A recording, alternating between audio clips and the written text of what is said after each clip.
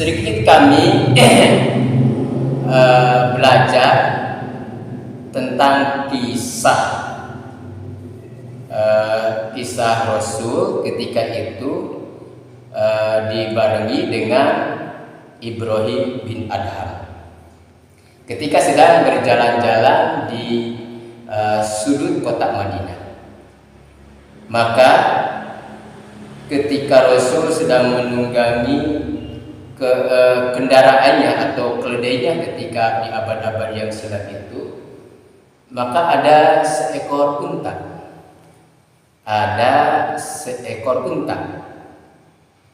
Yang mengejar baginda Rasul, lalu seekor unta itu menyalibnya di hadapan baginda Rasul, di hadapan keledainya Rasul.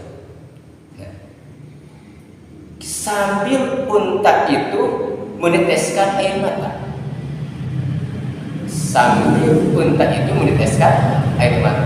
dan unta itu spontan menghadap kepada baginda Rasul. Nah, sambil merebahkan tubuhnya, maka Rasul turun dari keledainya dan menghampiri seekor unta itu. Lalu Rasul bertanya, "Ma lihadal jamal?" kepada orang-orang Ansor ketika itu. "Ma lihadal jamal?" Unta siapa ini? Unta siapa ini?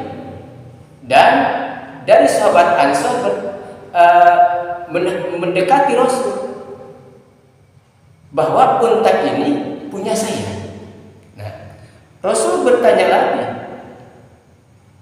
"Ada apa denganmu? Ada apa dengan untamu?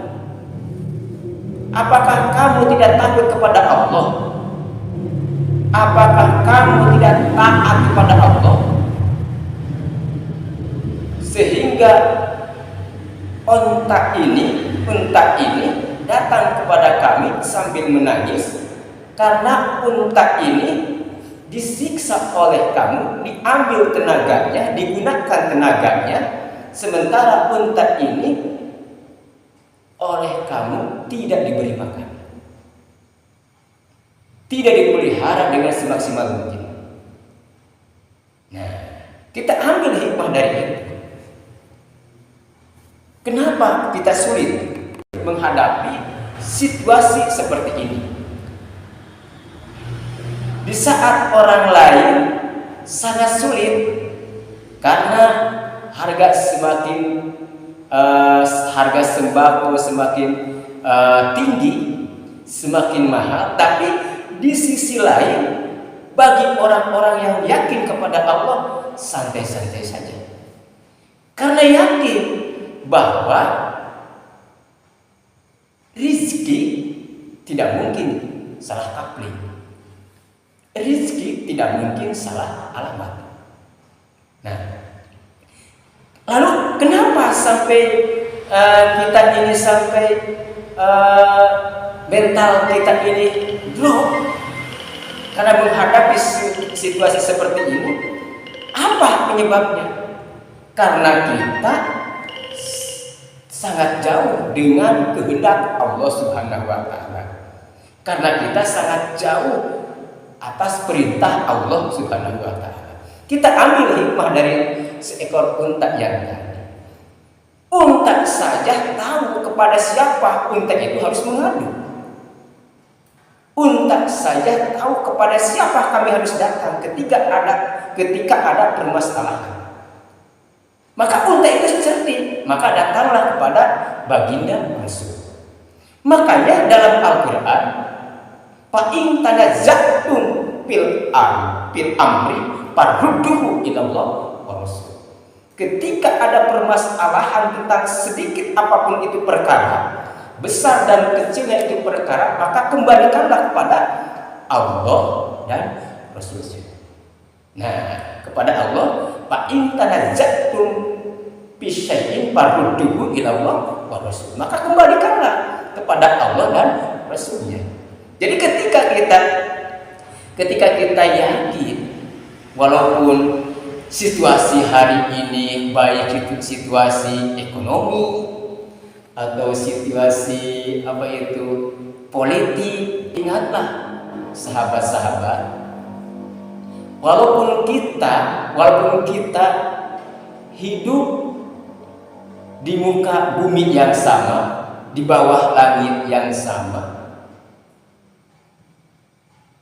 di hari yang sama, di malam yang sama, tapi kita yakin dan kita sadari bahwa kita ini berjalan di atas takdir yang berbeda.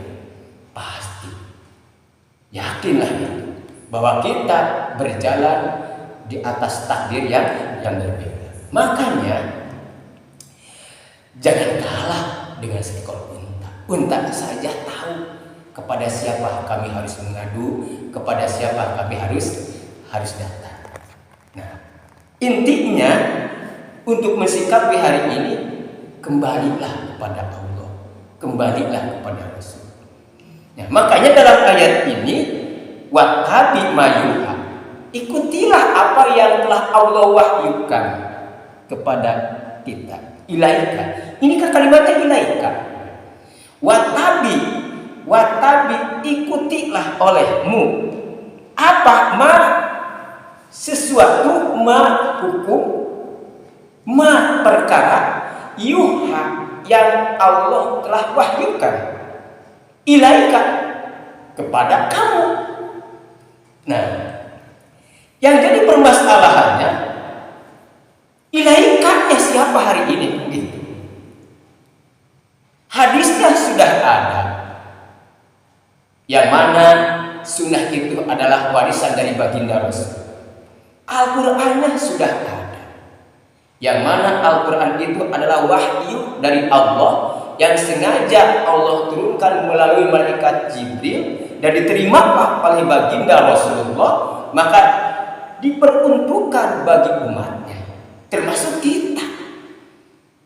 Nah, watabi mayuha ilaika, yang jadi permasalahan, yang menjadi permasalahan dalam hari ini atau di lapangan ini, ilaikannya.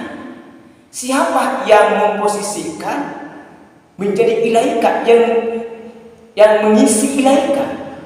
Kalau dulu di abad-abad yang silam, ilaika itu adalah para nabi. Ilaika itu adalah para sahabat setelah peninggalan para anbiya. Lalu anbiyanya sudah tidak ada, sahabatnya baginda Rasul pun juga sudah tidak ada.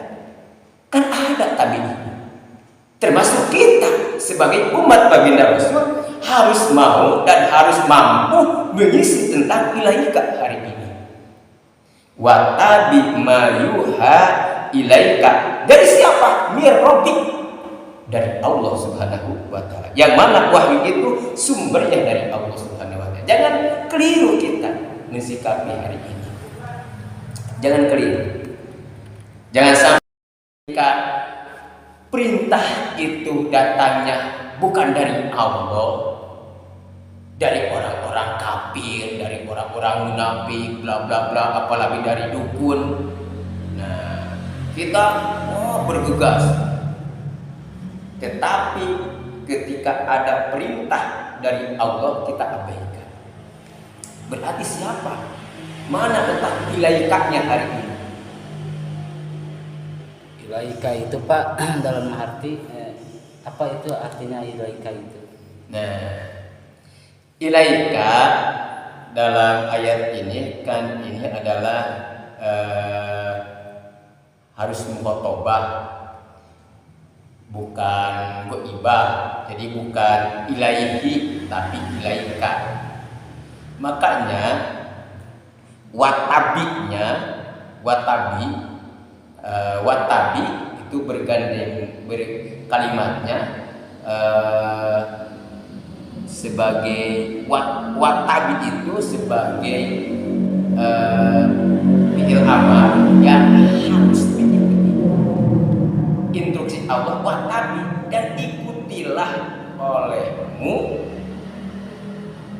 apa yang diwahyukan oleh Allah kepada kita.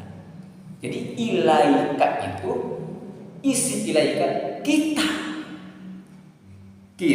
yang mengikuti instruksi dari Allah Subhanahu wa taala. Jangan Allah mengikuti instruksi kita. Ya, jangan terbalik kan? Terbalik. Ya, jadi kalau terbalik berarti Al-Qur'an itu bagaimana kita? Iya. Jadi kita harus mengikuti bagaimana wahyu, bagaimana Al-Qur'an. Sebab Al-Qur'an ini adalah pola pikir dan pola hidup. Ketika manusia jauh dari Al-Quran dan dari Al-Hadis, apalagi dalam kondisi hari ini, pasti depresi. Jadi siapa yang berani mengisi tentang ilaika pada hari ini? Siapa? Yaitu orang-orang yang ittiba atas perintah Allah dan ittiba atas milah baginda Rasulullah Muhammad SAW. Jadi orang ilaika di sini itu adalah orang-orang yang di pundaknya ada tonggak estafeta kerisalahan baginda Rasulullah Muhammad SAW itu. Makanya orang-orang yang di pundaknya ada estafeta kerisalahan baginda Rasul, ketika diberi amanah bukan alhamdulillah, Innalillahi, tapi innalillahi. Karena amanah itu sangat berat. Jadi insya Allah kehidupan jangan berbicara skopnya besar, kita saja. Ya, ketika ada manfaatnya silahkan saja orang lain beritahu bahwa seandainya manusia sudah jauh dari koridor konstitusi Allah dan Rasulnya, maka orang itu tidak akan menemukan jawaban arti daripada kehidupan, apalagi kondisi hari ini. Nah, makanya kita harus tahu bahwa tujuan hidup kita ini untuk apa. Kalau untuk sebatas duduk di kursi itu berapa? Durasinya berapa tahun itu? Kalau nggak mati kan ini. Apalagi sebelumnya harus bagi-bagi apa itu sembako. Wah, itu sudah tidak sehat lagi kan. Sudah betul memang ar-rosi wal murtasi itu kan jelas. Demi kedudukan kita berani memberi suap, dan yang disuapnya itu semuanya itu gimana itu kan? Itu sudah tidak sehat lagi kan? Tidak, berarti itu sudah keluar dari koridor konstitusi Allah dan Rasulnya. Demi mendapatkan sesuatu, demi mendapatkan jabatan yang kita inginkan, yang menurut kita baik, sementara menurut pandangan Allah tidak baik. Penilaian Allah itu tidak baik dengan gaya seperti itu. Makanya walaupun nantinya jadilah orang itu, maka tidak akan nikmat atas kebaikan. Ingat bahwa itu adalah hadis sebagai sunnah baginda Rasul, dan di situ ada wahyu sebagai pedoman hidup. Kenapa? Ar-rosi wal murtasi itu bukan dosa lagi kan? Ingat, ar-rosi wal murtasi kalimatnya bukan dosa, tapi ar-rosi wal murtasi bina dua-duanya itu bina. Ar-rosi wal murtasi bukan dosa lagi, tapi ar-rosi wal murtasi bina, yang menyogok dan yang disogoknya dua-duanya di neraka. Nah, jadi dalam hadis itu jelas ar-rosi wal murtasi bina. Jadi hati-hati dalam mensikapi hidup ini. Jangan terbuai dengan gaya, jangan terbuai dengan sesuatu yang menurut kita baik, tetapi kembalikan pandangan kita baik kembalikan kepada konstitusi Allah dan Rasulnya. Apakah betul pandangan kita baik ini diikutkan dengan baiknya menurut penilaian Allah? Nah, kembalikan. Makanya kita harus tahu tujuan hidup. Bahwa tujuan hidup kita ini adalah lillah. Allah tujuan hidup. Dan jadikanlah Rasul sebagai teladan hidup. Gitu kan? Allah sebagai tujuan hidup. Rasul sebagai teladan hidup. Al-Quran sebagai pedoman hidup. Jihad jalan hidup. Mati di jalan Allah harus menjadi prioritas dan cita-cita hidup kita. Coba kaji sedikit. Emangnya kita tujuan hidup kita apa kan? Kalau antum punya tujuan hidup untuk sesuatu yang kita banggakan, hidup kita. Kalau tujuan hidup untuk bermewah-mewah, mempunyai apa itu, hidup kita. Nah, tapi kita harus yakin bahwa tujuan hidup kita ini adalah lillah. Makanya ada kalimat inna lillahi wa inna ilaihi raji'un. Jadi ayat itu jangan diucapkan ketika ada orang yang meninggal saja. Orang itu meninggal tapi kitanya sadar kepada bahwa inna lillahi wa inna ilaihi raji'un. Sementara kita mengatakan inna lillahi wa inna ilaihi raji'un, tetapi dalam konteks kehidupan sebelah tidak. Bagaimana inna lillahi dan bagaimana ilaihi raji'un? Ingatlah bahwa Allah ini adalah tujuan hidup. Rasul teladan hidup. Rasul kan teladan. Emangnya antum menteladani siapa? Siapa yang antum teladani hari ini? Pejabat yang mana yang antum teladani hari ini? Nah, tetapi kita yakin sebagai orang-orang mukmin harus menteladani baginda Rasulullah Muhammad SAW. Contohlah gayanya, contohlah kehidupan, contohlah kebijaksanaannya, contohlah akhlaknya. Allah tujuan hidup, Rasul teladan hidup, Al-Quran pedoman hidup. Ingat, Allah menciptakan langit dan bumi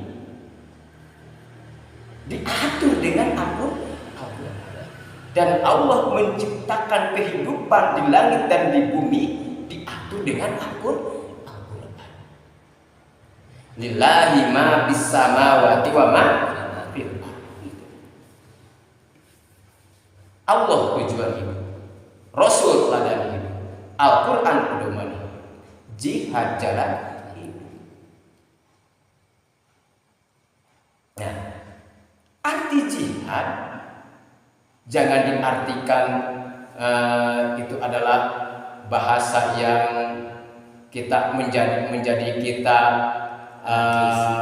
apa itu Anarkis anarkis gitu. Apalagi ketika kita mendengar jihad itu saya merinding gitu. Seandainya antum tidak berjihad, tidak bersungguh-sungguh, tidak akan mendapatkan. Ketika kita berjihad memerangi nafsu kita dari godaan-godaan iblis, setan, orang munafik, orang kafir, itu kan sebagian dari jihad kita. Dari jihad kita. seandainya kita tidak bisa memerangi seperti itu, kita menjadi manusia yang gagal. Yakin itu menjadi manusia yang gagal. Makanya meraih untuk istiqomah, bagaimana caranya kita supaya istiqomah di jalan yang diridhoi Allah. Sampai apa? Sampai mendapatkan cita-cita kita. Apa cita-cita hidup kita? Mati di jalan Allah. Jangan mau mati di jalan iblis. Laknatullah aja.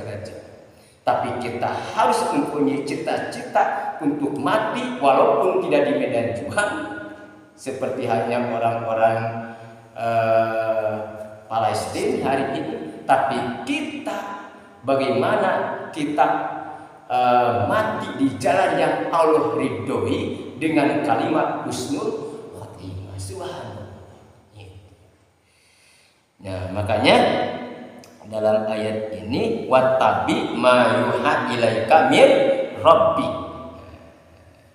Terakhir untuk mensikapi kehidupan hari ini watawakal Allah. Sudah. Ketika kita sudah berjuang, sudah berusaha semaksimal mungkin, sudah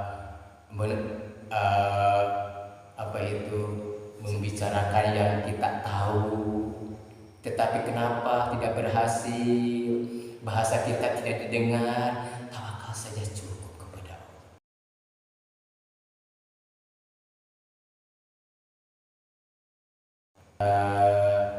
Berusaha itu harus berusaha. Nah, tapi endingnya watawakal Allah. Sehebat apapun kita, sebisa apapun kita, secerdik apapun kita untuk membawa seseorang kepada jalan yang diridhai Allah, tidak mungkin bisa tanpa kehendaknya Allah. Itulah ya, seperti halnya baginda Rasul. Bagaimana Rasul ketika memberi nasihat kepada orang-orang Taif, subhanallah perjuangannya. Walaupun banyak rintangan, banyak cercaan, banyak hinaan, tapi Rasul subhanallah sangat gigih dalam menyampaikan amanah Allah, menyampaikan wahyu, bagaimana supaya diterima oleh orang-orang Taif di abad-abad yang silam. Nah, mungkin kita hari ini untuk mensikapi kehidupan ini, maka nasihat yang terakhir, tawakallah kepada Allah Subhanahu wa Ta'ala. Maka dalam terakhir ayat ini, wakafa billahi wakila, sudah saja. Ketika kita bertawakal melalui manusia, terkadang mendapatkan kekecewaan. Karena apa? Karena tidak sesuai apa yang kita harapkan. Tapi ketika kita tawakal kepada Allah, maka pasti Allah memberikan jawaban yang terbaik. Walaupun jawaban itu tidak sepenuhnya sesuai dengan harapan kita, tapi yakinlah itu yang terbaik di hadapan Allah.